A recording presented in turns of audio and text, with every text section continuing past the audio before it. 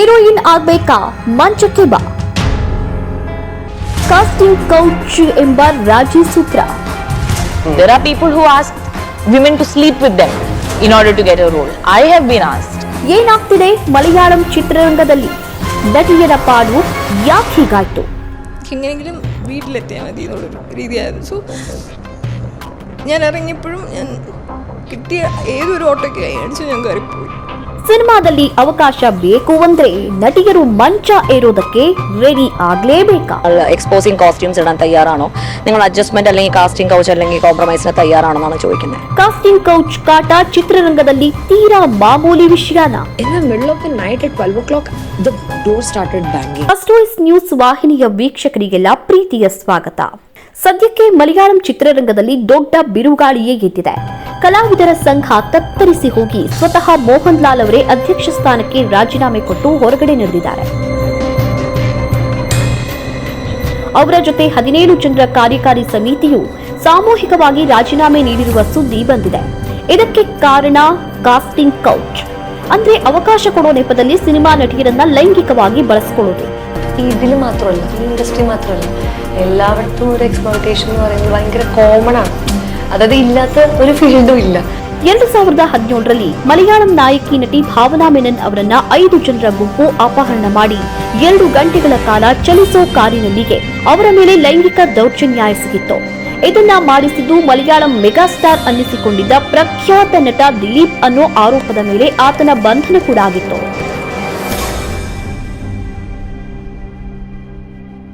ಇದಾದ ನಂತರ ಕೇರಳ ಸರ್ಕಾರ ಮಲಯಾಳಂ ಚಿತ್ರರಂಗದಲ್ಲಿ ನಟಿಯರ ಮೇಲೆ ಆಗ್ತಿರೋ ಶೋಷಣೆಯ ಬಗ್ಗೆ ವರದಿ ತಯಾರು ಮಾಡುವುದಕ್ಕೆ ಒಂದು ಸಮಿತಿಯನ್ನ ರಚನೆ ಮಾಡುತ್ತೆ. ನ್ಯಾಯಮೂರ್ತಿ ಹೇಮಾ ಅವರ ವರದಿ ಇದೀಗ ಬಹಿರಂಗವಾಗಿದ್ದು ಮಲಯಾಳಂ ಚಿತ್ರರಂಗವೇ ಶೇಕ್ ಆಗಿ ಹೋಗಿದೆ. മറ്റൊಬ್ಬ മലയാളം നടി രേവതി സമ്പത്ത് ಮಾಡಿರೋ ആരോപಕ್ಕೆ മലയാളം കലാവിദര സംഘ അമ്മ തരകുട്ടി ಹೋಗಿದೆ. ഫിലിം ഓപ്പർച്യൂണിറ്റി വന്ന ആദ്യം നമ്മളോട് ഇതാണ് ചോദിക്കുന്നത്. ഞാൻ കുറച്ച് നേരത്തിന് മുന്നേ പറഞ്ഞിരുന്നു. ಯಾಕೆಂದ್ರೆ ಈ ನಟಿ ಲೈಂಗಿಕ ದೌರ್ಜನ್ಯದ ಆರೋಪ ಮಾಡಿದ್ದು ಸಂಘದ ಪ್ರಧಾನ ಕಾರ್ಯದರ್ಶಿ ಸಿದ್ದಿಕಿ ಮೇಲೆ.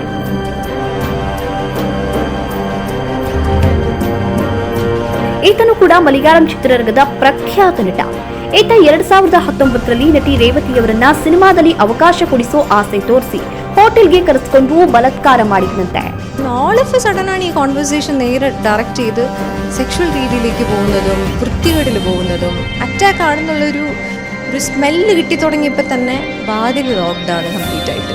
ನಟಿ ರೇವತಿ ಸಂಪತ್ ಈ ಆರೋಪ ಹೊರಿಸ್ತಾ ಇದ್ದಂತೆ ಸಿದ್ದಿಕಿ ಕಲಾವಿದರ ಸಂಘದ ಪ್ರಧಾನ ಕಾರ್ಯದರ್ಶಿ ಸ್ಥಾನಕ್ಕೆ ರಾಜೀನಾಮೆ ನೀಡಿದ್ದಾನೆ. ಇಷ್ಟೇ ಅಲ್ಲ, ಇದೇ ನಟಿ ರಿಯಾಜ್ ಖಾನ್ ಅನ್ನೋ ಮತ್ತೊಬ್ಬ ಮಲಯಾಳಂ ನಟನ ಮೇಲೂ ಲೈಂಗಿಕ ಶೋಷಣೆಯ ಆರೋಪ ಮಾಡಿದ್ದಾರೆ. പറഞ്ഞു ഫേമസ് ആയ ഒരാളുണ്ട്, ഒരു ആക്ടറുണ്ട്, മിസ്റ്റർ റിയാസ് ഖാൻ. ಇನ್ನೂ ವಿಚಿತ್ರ ಅಂದ್ರೆ ಮಲಯಾಳಂ ಚಲನಚಿತ್ರ ಅಕಾಡೆಮಿಯ ಅಧ್ಯಕ್ಷನಾಗಿದ್ದ ರಂಜಿತ್ ಮೇಲೂ ಕಾಸ್ಟಿಂಗ್ ಕೌಚ್ ಆರೋಪ ಕೇಳಿಬಂದಿದೆ. Casting couch has always been an issue in our country and in especially in our industry. ಈತನ ಮೇಲೆ ಲೈಂಗಿಕ ಶೋಷಣೆಯ ಆರೋಪ ಮಾಡಿದ್ದು ಬೆಂಗಾಲಿ ನಟಿ ಶ್ರೀಲೇಖಾ ಮಿತ್ರ.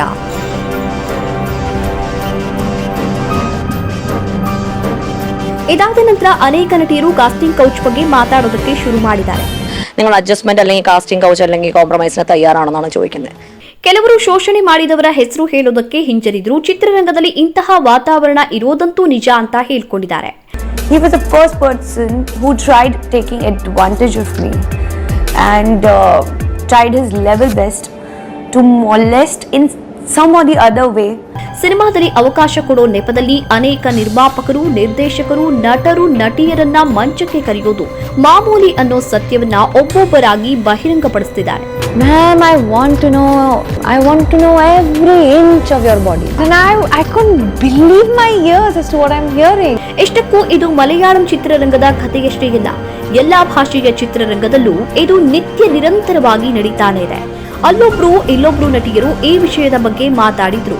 ಈ ವ್ಯವಸ್ಥೆಯ ವಿರುದ್ಧವಾಗಿ ಹೋಗೋದು ಸಾಧ್ಯವಿಲ್ಲದ ಪರಿಸ್ಥಿತಿ ಅಂತ ಆಗಿದೆ. ಈ ಮೀಟೂ ಪ್ರಕರಣಗಳು ಯಾವುದೇ ತಾರ್ಕಿಕ ಅಂತ್ಯಕ್ಕೆ ಹೋಗೋದಿಲ್ಲ ಅನ್ನೋದು ಕೂಡ ಅಷ್ಟೇ ಸತ್ಯ. അഴിച്ചുവിടുകയാണ്. ലൈക്ക് നിങ്ങൾക്ക് പിന്നെ സെക്സ് ചെയ്യാൻ ഇഷ്ടമാണോ, നിങ്ങൾക്ക് എന്ത് പൊസിഷനാണ് നിങ്ങളുടെ ഫേവറേറ്റ്, ഇങ്ങനെയൊക്കെയാണ് അയാൾ ചോദിക്കുന്നത്.